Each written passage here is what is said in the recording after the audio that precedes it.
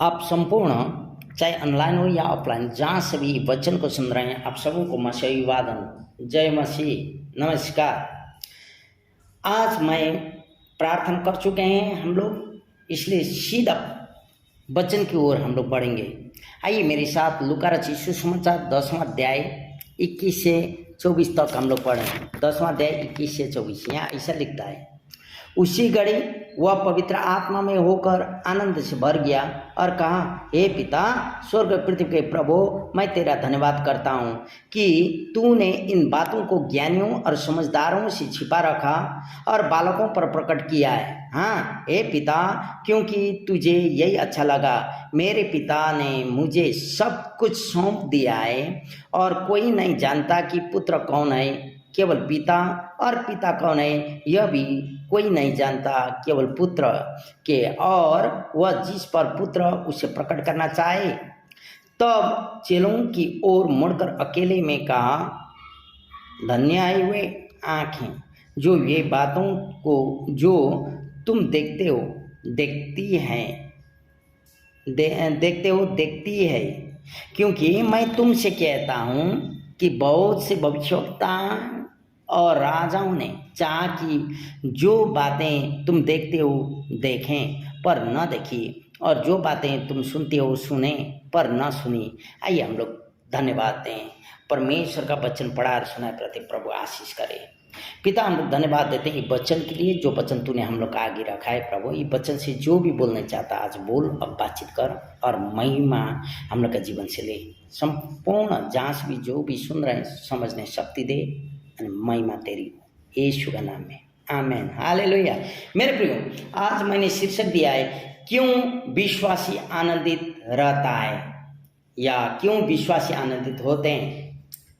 यहाँ जो लेसन हम लोग पढ़े लूका रचित सुसमाचार 10 अध्याय 21 से 24 तक, यहाँ पर यीशु मसीह पवित्र आत्मा में होकर आनंद से भरा हुआ बात हम लोग पाते हैं। मालूम है, विश्वास के कारण जब विश्वासी का संबंध यीशु मसीह से हो जाता है ना, तब आनंद विश्वासी का गुण बन जाता है। समझ गए आप? एक विश्वासी के नाते या विश्वासी के कारण जब विश्वासी का संबंध विश्वास के द्वारा यीशु मसीह से हो जाता है, तब वह विश्वासी का गुण आनंद बन जाता है। आइए मेरे साथ यूहन्ना रचित सुसमाचार 15वां अध्याय 4 पद देखें। यूहन्ना रचित सुसमाचार 15वां अध्याय 4 पद, यहाँ क्या लिखता है हम पढ़ के सुना रहे हैं। तुम मुझ में बने रहो और मैं तुम में, जैसे डाली यदि दाखलता में बनी न रहे तो अपने आप से नहीं फल सकती, वैसे ही तुम भी यदि मुझ में बने न रहो तो कुछ फल नहीं सकते हो। 11 पद, मैंने ये बातें तुमसे इसलिए कही है कि मेरा आनंद तुम में बना रहे और तुम्हारा आनंद पूरा हो जाए। हालेलुया। हम बता चुके हैं ना मेरे प्रियो, विश्वास के कारण एक विश्वासी का संबंध यीशु मसीह के साथ हो जाने के बाद आनंद विश्वासी का एक गुण बन जाता है। यहाँ प्रभु यीशु बोलते हैं, मैं तुम में रहूं और तुम मुझ में बने रहो और मेरा आनंद तुम में और तुम्हारा आनंद पूरा हो जाए, बोलता। हालेलुया। मेरे प्रियो, वैसा ही यदि आप स्वोपदेश का पुस्तक 2 अध्याय पढ़ेंगे, हाँ, यदि आप खोलेंगे स्वोपदेश की पुस्तक 2 अध्याय हम पढ़ के सुना रहे हैं। क्या बोलता है यहाँ? जब आप पढ़ेंगे आपको मालूम है, क्षणिक आनंद कुछ समय के लिए होता है। क्षणिक आनंद जो होता है ना, कुछ क्षण के लिए होता है, लेकिन यीशु मसीह के द्वारा आने वाला आनंद सदा के लिए होता है। मेरे प्रियो, 1, 2, 3 हम पढ़ रहे हैं, सुनिए 2 अध्याय का। मैंने अपने मन से कहा, चल मैं तुझको आनंद के द्वारा जांचूंगा, इसलिए आनंदित और मगन हो, परंतु देखो यह भी तो व्यर्थ है। मैंने हंसी के विषय में कहा, यह तो बालकपन है, और आनंद के विषय में उससे क्या प्राप्त होता है।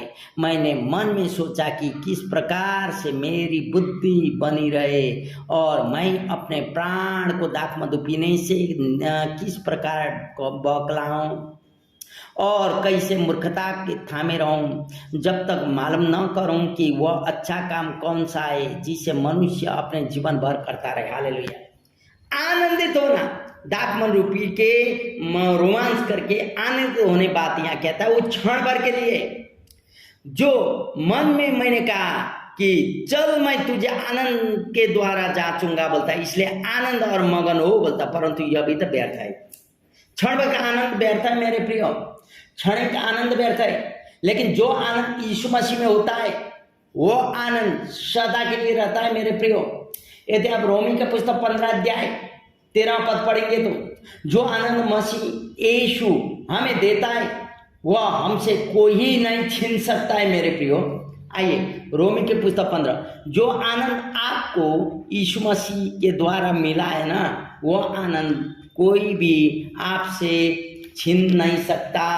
15 अध्याय रोमी की पुस्तक 13 पद यहाँ क्या बोलता है, सुने, हम पढ़ के सुना रहे हैं। परमेश्वर जो आशा का दाता है तुम्हें विश्वास करने में सब प्रकार के आनंद और शांति से परिपूर्ण करे कि पवित्र आत्मा की सामर्थ्य से तुम्हारी आशा बढ़ती रहे, सब प्रकार से के आनंद से तृप्त करे बोलता है। मसीह यीशु का आनंद आपको मालूम है। यदि आप मत्ती की पुस्तक 5 अध्याय पढ़ेंगे, यीशु कहते हैं, आपको पढ़ सकते हैं मत्ती की पुस्तक 5 अध्याय 10 से 12, वहाँ आप जानते हैं 5 अध्याय का 10 से 12 यहाँ क्या कहता है, सुनिए, हम पढ़ के सुना रहे हैं। धन्य वे जो धार्मिकता के कारण सताए जाते हैं क्योंकि स्वर्ग राज्य उन्हीं का है। धन्य है तुम जब मनुष्य मेरे कारण तुम्हारी निंदा करे और सताएं और झूठ बोल बोल कर तुम्हारे विरोध में सब प्रकार की बुरी बात कहें, तब तो आनंदित और मगन होना, क्योंकि तुम्हारे लिए स्वर्ग में बड़ा फल है, इसलिए कि उन्होंने उन भविष्यवक्ताओं को जो तुमसे पहले थे इसी रीति से सताया था। हालेलुया। मेरे प्रियो, जब आपत्तें विपत्तें आप पर मेरे जीवन में होती है ना, तब भी प्रभु बोलता आनंदित और मगन होना। मसीह यीशु हमें आनंद देता है मेरे प्रियो। चाहे कोई भी हमारा जीवन में जो उसने दिया आनंद कोई भी हमारा जीवन से लूट नहीं सकता, छीन नहीं सकता। लेकिन यदि आप हबक्कुक का पुस्तक पढ़ेंगे, यदि आप आके हबक्कुक का पुस्तक पढ़ेंगे, हबक्कुक, तो हबक्कुक आइए 3 अध्याय हम लोग पढ़ें 17-18 पद। हबक्कुक 3 17-18। क्योंकि चाहे अंजीर के वृक्ष में कुछ फल न लगे और न दाख लताओं में फल लगे, जलपाई के वृक्ष में केवल धोखा पाया जाए और खेतों में अन्न न उपजे, भेड़शालाओं में भेड़ बकरियां न रहे और न थानों में गाय बैल हों, तो भी मैं यहोवा के कारण आनंदित और मगन रहूंगा और अपने उद्धारकर्ता परमेश्वर के द्वारा अति प्रसन्न रहूंगा। Hallelujah, hallelujah. मेरे प्रियो, परमेश्वर का दिया हुआ आनंद आप और मुझसे कोई लूट नहीं सकता। हम पहले बोल चुके हैं, क्योंकि यहाँ बोलता अंजीर के वृक्ष में फूल ना फूले, हम लोग गीत भी गाते हैं ना। चाहे दाख लता में फल न लागे, जलपाई के वृक्ष में केवल धोखा पाए जाए, आपद विपद हरेक परिस्थिति में। लोग कहते हैं ना, इतना दिन से हम मंडली में आ रहे हैं, बोल रहे हैं, लेकिन मेरे प्रियो, आज परमेश्वर का वचन से मैं आपको उत्साहित करने चाहता हूँ। यहाँ बोलता चाहे आप अपना कार्य में सफल रहो या न हो, कई बार हम लोग अपना इच्छा को, प्रभु को इच्छा जताने खोजते हैं, तो भी हम दुख में, कष्ट में, अभाव में, अपुग में भी हमारा आनंद प्रभु के साथ रखते हैं। प्रभु का आनंद हम लोग लेते हैं मेरे प्रियो। हम लोग यहोवा के कारण आनंदित होते रहते हैं। हालेलुया। दूसरा जगह बोलता, जब लोग ने मुझे कहे कि चलो परमेश्वर के भवन में, मैं आनंद से भर गया। बोलता दाऊद राजा, आनंद मनाने के योग्य में आप और हम, चाहे संकट हो, चाहे दुख हो, कोई भी घड़ी में क्यों ना हो, हम लोग आनंद मनाने योग्य हो जाते हैं मेरे प्रियो। या विश्वासी संकट में क्यों ना हो, अभाव और दुख में क्यों ना हो, आनंद मनाने के योग्य हरदम रहता है। जब आप प्रभु का बारे में बातचीत कहिए, अभाव अपुग में भी वो बोलता हाँ, ईश्वर में वो आनंदित हो जाता है मेरे प्रियो। पाप के कारण निराशा और दुख की भावना आती है, फिर सोचिए, पाप के कारण निराशा, आशाहीन और दुख की भावना मन में आती है। पाप आनंद के अनुभवों को भी नष्ट कर सकता है मेरे प्रियो। जो आनंद परमेश्वर देता है ना, उसको भी पाप नष्ट कर सकता है। फिलिपी की पुस्तक 4:4 पढ़ेंगे तो वहां बोलता है, प्रभु में सदा आनंद रहो, फिर भी मैं कहता हूं आनंदित रहो। हालेलुया।